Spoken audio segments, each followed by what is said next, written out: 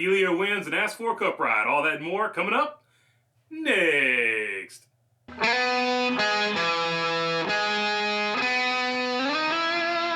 What is going on, everybody? Hope you're doing good this Sunday. All right, Helio Castroneves wins the SRX opener. He wasn't even supposed to race.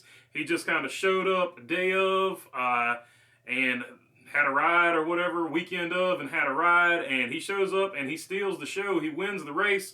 He wins in pretty dominant fashion. He beats the everybody's hometown favorite, Bubba Pollard. Bubba Pollard, of course, had that tire go down. He had to go to the back of the pack. He worked his way all the way back up to second place. Him and Ryan Newman put on an absolute battle for second place. So Bubba Pollard definitely would have been a factor if he hadn't had the bad luck of having that tire go down. But that being said, Helio Castroneves and Tony Kanaan made a good showing for themselves. Open wheel racers, basically, but they came to 5 flags and they showed that they can definitely get the job done. So they put on a good show. And of course, Helio climbed the fence afterwards.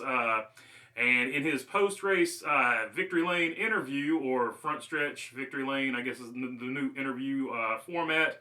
But anyway, he said he had a bet going with the guy that runs the SRX series now, Mr. Hawk.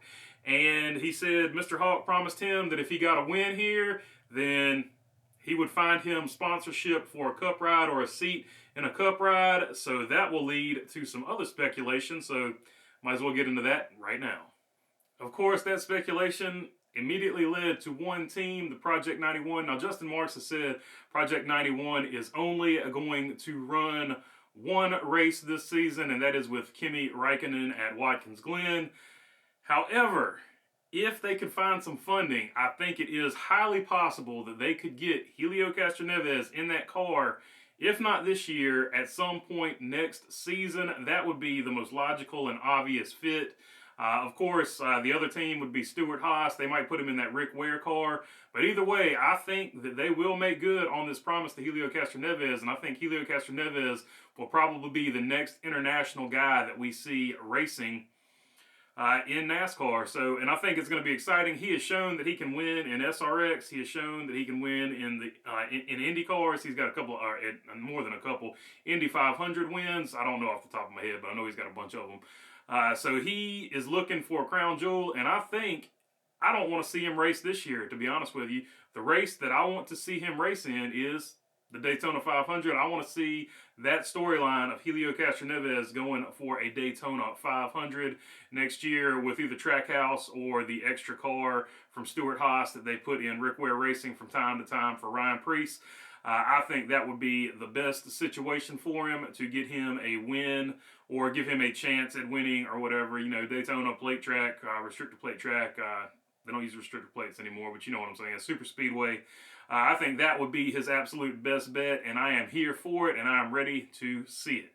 Of course, that wasn't the only race on that night. The trucks ran simultaneously with SRX, and I think that was a bad decision on both of their parts because I think most people wanted to see both of those races, and I think they would have been better served if they had worked together and staggered the starts. But Todd Gilliland gets the win in a caution field. There were just so many breaks in that race, and after the sort of the fast-paced action of SRX, it kind of was not, I don't know, I couldn't really get into the truck race as good as I got into that race, the SRX race. But yeah, it was a good finish though. The finish was good, and the actual race I was watching at the back of the pack on that one was Ty Majeski. He did not have a 4th place truck, but he got his truck up to 4th place, and he held off Derek Kraus and somebody else. I can't remember off the top of my head right now, but he actually wheeled that thing, so that was fun. It had its moments, but it just wasn't, I don't know, there were so many breaks in it. They need to do something on their dirt format for trucks. There were just so many breaks, so many cautions. It was just, it was a hard watch. It ran on into the later hours of the night, so wasn't as good. But if they had staggered the starts, I think it would have been a lot better because then everybody would have been able to see both of them. Although you did get to see most of the truck race because it ran so long and had so many cautions. All right, that is all I've got for you. If you made it this far, hopefully you will subscribe. It helps the channel out a lot, and I really appreciate it. And if you got a comment, question, whatever, leave it down in the comment section. I get to as many of them as I can. And other than that, thanks for your time. Peace.